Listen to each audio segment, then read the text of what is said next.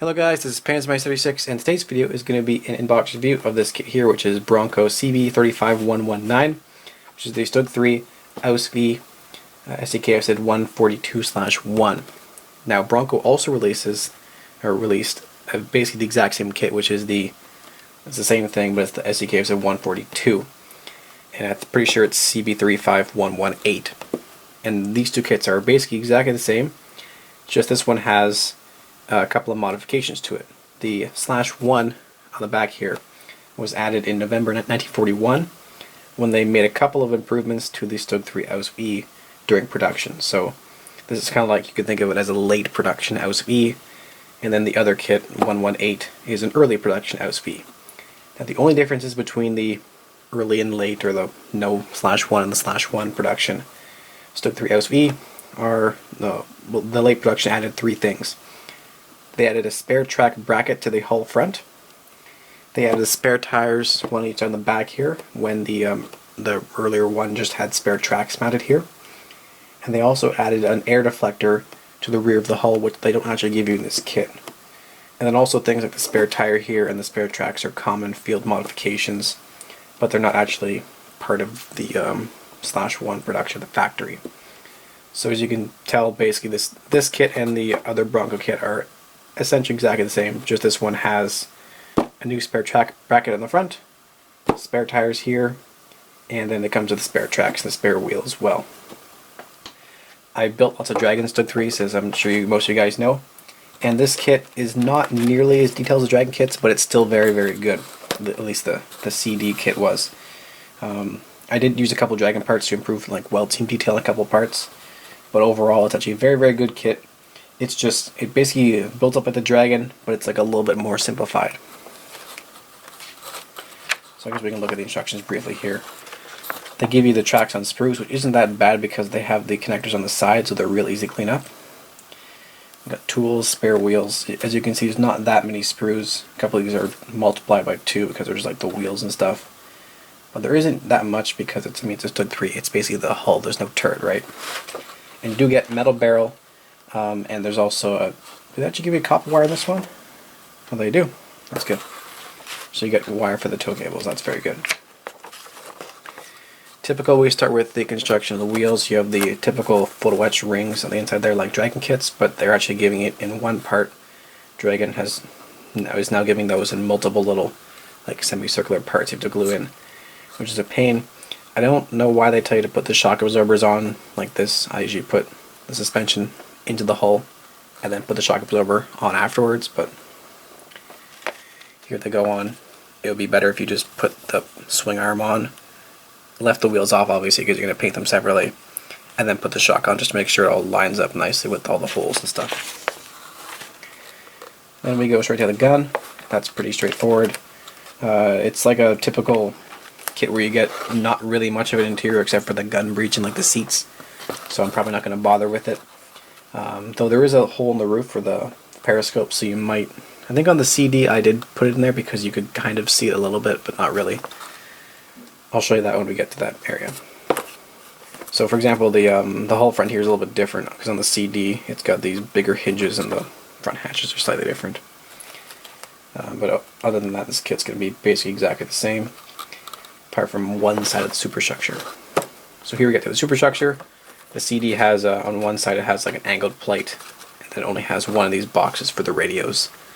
I think it's on that side. And then of course it only has one antenna bracket as well. So we have a plastic gun or a metal gun barrel over here.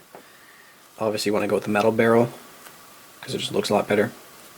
And then we go on here, we have options for clear or plastic parts for the headlights, which go inside these little things, so you might as well just use the plastic one because you can't see it. It's behind the cover. I guess if you want to have the cover down, then you can use the plastic part. So you're putting the gun in. Hopefully you can slide that in. On my kit, on the CD, I built with a long gun, so I cannot attest to that, but on some of the Dragon kits, it's pretty hard to get the gun kind of wedged in because the superstructure kind of narrows in here, and sometimes it's kind of hard to actually kind of wedge it in there around the gun and slip it back in. But if they're telling you to do this, you can probably get it in there. I hope so. I don't know. I can't tell right now. Also, I want to point out here that they give you this option So for the back, you got all this bolted on like strips, so just kind of hold the engine deck to the rear lower hull area. And you can either put on these plastic parts, which are over here, which look fine, or you can put on some PE strips and put some bolts on them. And honestly, the scale of the PE is kind of too thin, and you can see that there's bolted on strips as well molded onto the hull side. So I think if you have a plastic piece here and then you start putting the photo etch ones right next to it, it's going to look off, because the plastic one's thicker and not arguably like the correct thickness. And all these photo etch bolted strips are going to look weird. So I just, on the kit that I built, the CD, I went with the plastic one like this, and it looked fine in the end because it looks like it's in scale with the plastic because they're thick bolted metal parts basically. Alright, now we're wrapping it up here. We have the assembly of the antenna brackets, so we have 2 on this one because there's 2 antennas. And then we're putting on, I guess, the ventilators on the side here, and the photo etch on them. Interestingly, we haven't actually put the fenders on yet. I guess we're doing that at the end. And they have you putting the tracks there. They said there's 93 per side. You might need up to 95 per side. It's about 93, 95 for a Panzer III's hull. And these are the sprue tracks, but they are very, very good. Yeah, so they have just put on the fenders at the end, which is a little bit weird, but honestly shouldn't be an issue because they just kind of slip on the side. So here we're putting on the tools. It looks like you can see some of these, the clamps look kind of simplified. We'll look at that more in the kit, but like the jack here, the clamps for it just look like little sticks coming off the bottom. That's a little bit disappointing. There's also no handles bolted onto any of the clamps. They just look like the Tamiya style, where it's just like a little band holding it on. We'll look at that more in the sprues when we get to it. And so we're just tossing out a whole bunch of stuff there. And then finally we get to the, I guess, the final assembly here, where we put on the fenders. You can see the spare tires in the back, which is what they did on the late production StuG 3 Ausf.E. So we got those. We also have the spare track bracket on the front as well, which is another modification. And we don't actually have the rear deflector. That's kind of important, but also they kind of fell off sometimes, so you could just go with that. And then we put on the tow cable, which goes in the rear of the hull. And then we have some marking options here, which are kind of boring because it's a StuG 3 Ausf.E, so it's always just gray. So you've got one gray one here, or another gray one here, and you just have slightly different markings. You have a slightly different cross, slightly different unit markings, but they're both basically the same thing. One's Gross Deutschland and one's StuG 190. And you have some options for, I guess, these are probably different letters for different companies or something, I'm not too sure, but yeah. Then we get some advertisements in the back for other things. So yeah, it's a lot faster of a build than the Dragon kits, but the detail is still pretty alright. Let's look at that now. So here are the sprues for the tracks, and you got 4 of them, I guess. Yeah, you got 4 each, and probably is about 25 or so, or maybe I guess 50 or so tracks. You have a couple spares at the end. Which I think each one had about 54 when I built the last kit, so you have plenty of spares, which is good because you're going to need them on the front hull for that spare track bracket where you need 11 tracks. So these are pretty alright. They have the hollow guide horns, which look good. I think when I built the last kit, a couple of them had like a little bit of flash on the inside, but these ones, they all look pretty okay. Some of them might have a little bit of flash on there, but it's nothing you can't get away with, just like quick scrape with the hobby knife basically. And they are, I mean, they're sprue tracks, but they're very well detailed. They're very thin. You can see they're almost like transparent in the thin parts where there's the texture on this side. And they are good Type 3A tracks, so they're accurate. And the cleanup isn't too bad because all you gotta really do, you see that where they're attached. There's one on the back, which you can cut off, and then you have to kind of sand it down. But the 2 on the sides there, you can just kind of cut them flush, and then it doesn't really matter because that then slots inside the back of the next link, so you can't actually see the exposed edges. So you don't even need to do some sanding on those. You just kind of slip it into the next link, and it'll fit in perfectly fine. So they're a little bit more work than Magic Tracks in a bag, but Magic Tracks also have pin marks on either side of the guide horn all the time, which is a pain in the butt. You have to sand them all down. So these are probably a little bit quicker actually, because you just need to get that one attachment point on the back. So our next sprue here has a whole bunch of major hull components, including the fenders and the whole upper hull assembly, and like hatches and parts for the gun and rear vents and stuff. So the upper hull component here is actually very impressively molded in one piece. It's very nice, and also this has to be a new sprue, or at least partially new, because the Ausf.E and D kits have a different hull front here. The hatches are very different. Hopefully you can see the weld seams. It's kind of, my camera doesn't like the orange plastic very much. It looks very, very orange. But as you can see, the detail in there is pretty good. You also have the two engine vents here, which also have more nice welds on them. These go kind of on the side of the engine. Well, they kind of go right on there. And then we have, I think these are the idler mounts right here. They look pretty good. We have some hatches over here. With the hinge detail, looks pretty nice. And then we got parts for the gun, which you won't be able to see because they're inside the tank. I think there's a little bit of a sink mark on the top of the no-tech light there. Maybe you can see that.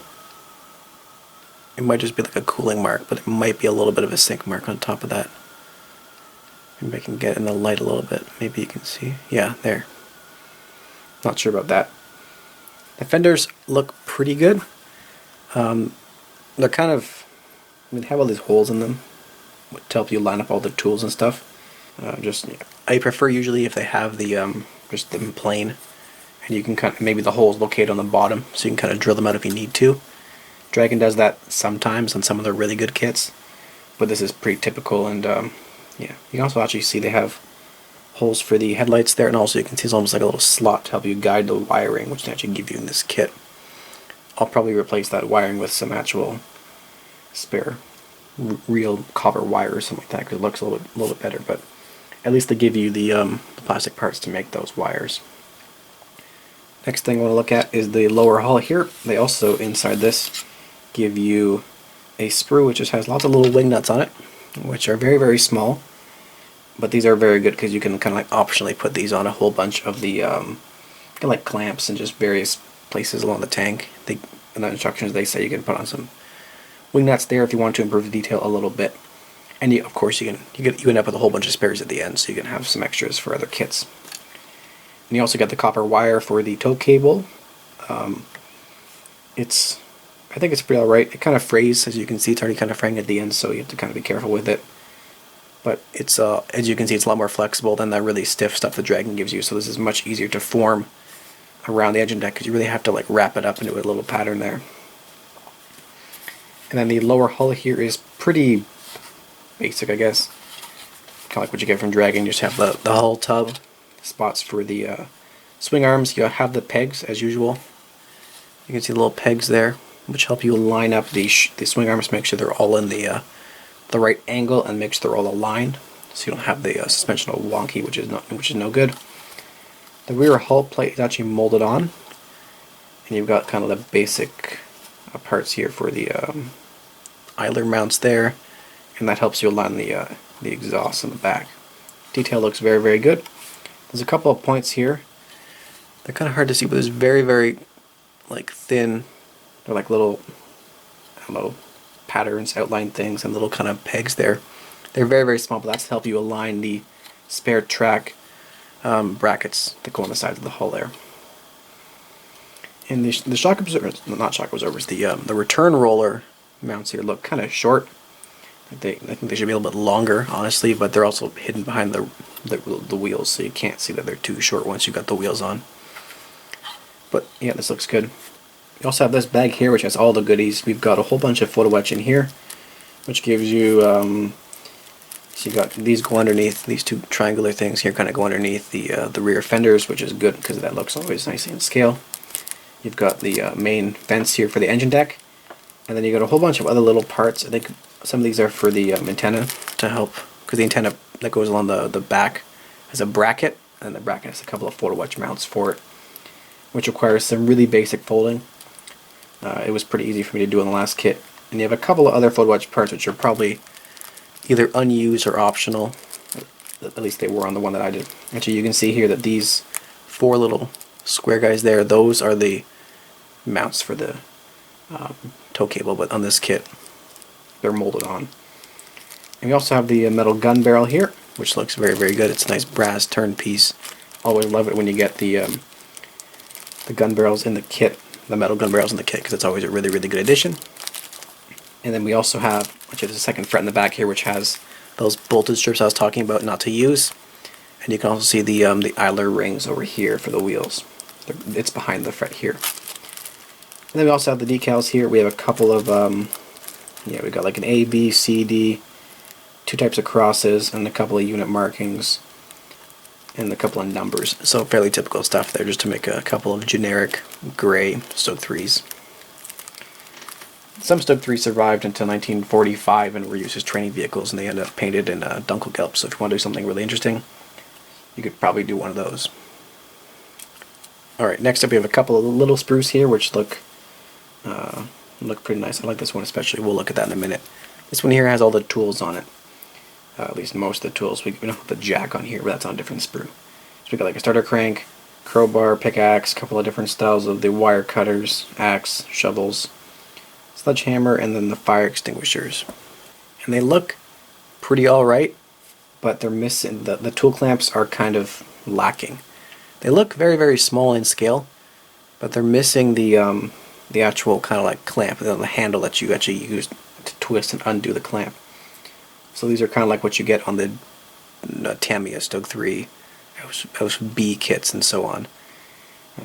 They're all right if you don't really care about it, but to me, that's lacking. And what I would do is I would either get a spare photo etch tool clamp and use it instead, or I would just take the clamp, the clasp, the handle from that clamp and then glue it onto this part, which honestly looks pretty alright because the clamp is so small anyways. It looks basically like that. And the other sprue has spare wheels, which is actually awesome because most kits, when they give you spare wheels, they just give you some of the spare wheels from the rest of the kit. And the issue with that is that they have the hubs molded on. See if I can get you an example. So these are you can see the hubs molded on the middle of these wheels. But when the wheels aren't mounted to the tank, obviously they're just sitting like this. And they've actually, there's no hub on there, they made the hole wider, which is how it should be, and they also have the little 6 bolt holes cut into that, which is what the hub attaches into. So this is perfect. I've been looking for spare sets like this forever, like resin sets or some spare StuG wheels that are already set up for me without having to cut off the hub and do a whole bunch of drilling. But these are perfect. This is awesome. And I'm going to have a whole bunch of extras because I'm only going to use 2 or 3 of these, depending on how you set it up. So yeah, this is awesome. I got extra spare StuG wheels. And I also have, they have a couple of these spare track mounts on here. These go on the hull sides. I think these two probably go, the ones down here probably go on the hull sides, and this one here is probably for the hull front. Don't know why they give you 2, but I guess they just do. So this sprue here is like the things that were added in November 1941 to the StuG 3 Ausf.E. Spare track mounts and then the spare tires. I wish they gave you that deflector though, but that's alright. Alright, we got 2 big sprues here. They're duplicates except for this one doesn't have a piece which is on this guy, so we'll just focus on this sprue. So these guys are the lower hull and suspension sprues, but this one also has this section here which has all the Ausf.E parts you need. So you've got the bolted strips for the rear, the special new front hatches, and then the dual radio bins, because the Ausf.E of course has the dual bins when the earlier ones only had 1 radio bin. And apart from this section, the whole rest of this is the same as the previous Bronco StuG 3s I built, so I can talk about it a little bit. So over here you've got actually 2 types of, you see we got 2 different types of front for the drive sprockets. You want to use this guy because this is a later one. You can see there's no hubcap on it, there's exposed bolts there.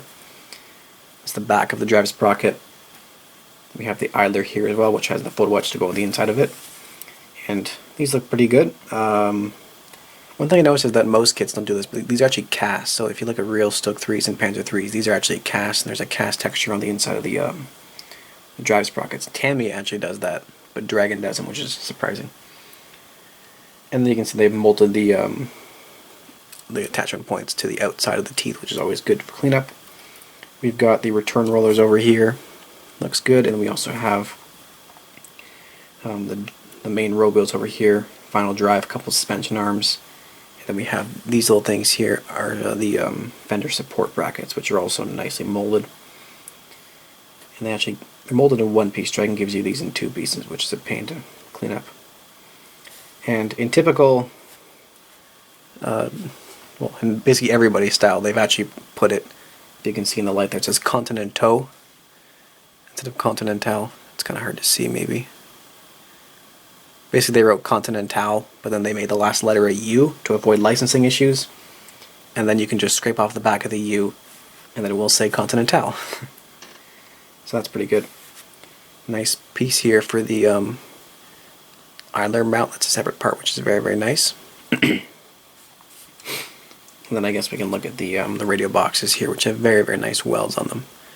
These Bronco kits do have very good welds. They're very, like, I think the surface detail is almost on par with Dragon, like the welds and everything like that. But then it's just a little bit more simplified in kind of how many parts build up some of the smaller detail components. So if you're looking at building your first StuG kit, I recommend either a Bronco one or the Tamiya StuG 3 Ausf.E, which is like, it's kind of the same level of as these ones, maybe a little bit more simple, but I mean overall it's a good kit to build, not hard at all, and the level of detail is very, very nice. So here's our last sprue here. I'll zoom in a little bit so you can see it. We've got actually a whole bunch on here. We've got parts of the gun breech, exhausts, front hull, more parts of the gun mount, a couple of other fender supports here, gun parts, you got wiring for the headlights, and then the engine deck hatches over here. So this is like everything else we haven't seen yet. This sprue is just the extras. You also got the top of the, what's this here? This is part of the Superstructure roof. Let me get the Superstructure. The Superstructure here, I don't think I actually showed you this yet. We'll look at this in a minute, but you can actually see it's a different color plastic because it's a new piece. So it kind of goes like that, and that's the gap you can see through, which is where the periscope sticks through, and then that's kind of where you can see into the hull. So I mean the gun breech is kind of visible through that, but not really. You can always just paint the inside black and you can't really see anything, but that's something to keep in mind. Even if you have all the hatches closed, you still have that gap there, which is where the periscope sticks through. But overall, the detail on this sprue looks really, really good. We got nice welds on the exhausts. They're very, very small, but there's some nice weld detail on them. They look good. We also have the some parts here, which are the headlights, molded in solid plastic. Doesn't really matter because they're behind the actual headlight mounts there. Here's the jack. I was talking about this earlier. And the jack doesn't really have a clamp. It's just kind of sitting up on a couple of pegs, which is kind of terrible. It's also very, very simplified. The whole back is all wrong. Luckily I've got some Dragon spares I could probably use anyways. The tow cables over here look pretty nice. Overall, yeah, good welds on the gun reciprocator housing there. Molded in one piece. They're going to have to do some careful cleanup on the molding points on the side there. And these here are the headlight and Siren wiring parts for the front, which are, it's good that they give you these, but they are a little bit too thick. I mean, they're plastic, they're always overscale then. But at least, like most kits don't even give you this. This is very, very good. You can use this if you want to, or you could just make it out of copper wire like I usually do, which looks even better. This is one of the parts I replaced on my Bronco kit, the last one I built, because these have very, very thick, ugly weld kind of blobs in the bottom. The Dragon parts, I had a couple Dragon spares. Dragon parts look a lot better for those. They go on the side of the Superstructure. They kind of go like right on about there. You can see the holes. You can see the holes for it right over there. And then we got a couple other parts here. You can also see the gun cleaning rod. Actually looks very, very good. The clamps for it look actually very nice, which is weird considering how poorly made some of the other clamps look. But that's very, very good. And we have the Siren. Overall, just a bunch of random parts in this sprue, but the detail looks pretty alright. I guess we'll move on to the Superstructure now. So our last bit in the kit is the Superstructure here, which is actually molded in, like I showed you before, a different color of plastic because it's a brand new part. And it looks very, very good. The welds on it are nice. Hopefully you can see there's a weld up the side there, which looks really, really good. Weld across the front there. There's going to be a front plate which goes on like this, so the weld will line up nicely with that.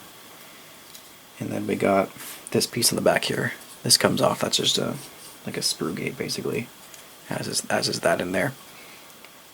And you got the hatches will go in there. The other hatch will go over there. And of course the gun sticks out through there. Now, what I actually don't like is that they've molded the roof in, because on the Dragon kits, the roof kind of slots in, which makes it a lot easier to paint the interior. On this one, it's a lot more difficult because you can't really get in there from any good angles apart from just like this. So it's a little bit more work. Also, I do intend to replace the roof to make this a different type of... I have like a 105 howitzer prototype that I want to make. So I need a different roof, and I'm going to have to actually slice this whole roof out. Which is not fun, but whatever. I'm not sure if these two bolts should be mounted right there. These two bolts might need to go, because I know that on this side those two bolts hold the commander's periscope. He's like a pair of scissor periscopes which kind of swivel out and pop up. That's how that attaches there, but on this side there is no periscope for the loader, I guess. So that, I don't think those bolts should really be there. Probably get rid of those. But other than that, this looks very, very nice. You can also see those nice little rivet details countersunk all around there. It looks good. I just wish it wasn't so handily made into one piece, because it makes it a little bit more difficult to paint the interior. We also have two little tiny clear headlight parts here. I almost lost these because they were in a bag with another bunch of sprues. So be careful you don't lose these, but they look very, very good. I guess you would use these if you're going to leave the front headlight covers open, I guess.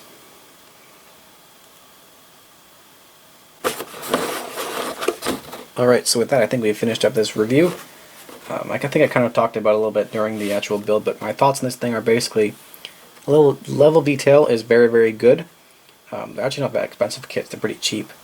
They're kind of halfway between the Dragon and Tamiya in both the number of parts and also the level of detail. Tamiya kits are often very simplified. Dragon kits are kind of under-simplified. They could actually do more simplification sometimes in Dragon kits. They get really complicated. But this guy's about halfway between. And also, like I said, level parts is also pretty okay. It's not that many parts, but as you see, there's only a couple sprues really, compared to what I'm used to with my Dragon kits when you open it up and there's like a billion sprues pouring out and you can't put them all back in at the end. But yeah, these are good kits. If you're looking at making your first StuG kit, or very like maybe one of your first kits ever, these are great kits because they're very simple to make. StuG is a pretty basic vehicle as well. The individual tracks are not that much work, honestly, but they look very, very good. And then the photo etch, and most of it's honestly not really needed. The only parts you probably really need to put on are the vents on the engine deck, the two triangular pieces which go under the fenders at the back, which are just flat pieces. And then the only photo etch that might give you any trouble is the mounts for the, you can see them, the three guys here. Those are photo etch parts, the mounts for the antenna brackets. That's probably the only photo etch that'll give you any trouble in this kit. So yeah, they're very, very good kits. But for somebody like me, who's a little bit more serious about it, I'm going to do a couple of modifications and improvements to this using Dragon parts and also photo etch for the tool clamps. But I do like these kits. I recommend them. They're very, very fun, and they're great kits to build. So hope you enjoyed the view. As always, thanks for watching very much, and also a huge thanks to my Patreon supporters who give me a little bit of money every month, which helps me out in buying kits and products for you guys to see in videos like this. I don't know when I will build this, but I kind of want to build it soon. It shouldn't take me too long because I can plow through a StuG3 in about a day now. But yeah, good kit. Oh, and also I guess I should talk about accuracy-wise, it's very, very good. Only thing it's missing is that rear deflector on the back, which is not really that much of an issue. But yeah, great kit. Hope you enjoyed the video, and I will see you next time. Thanks for watching.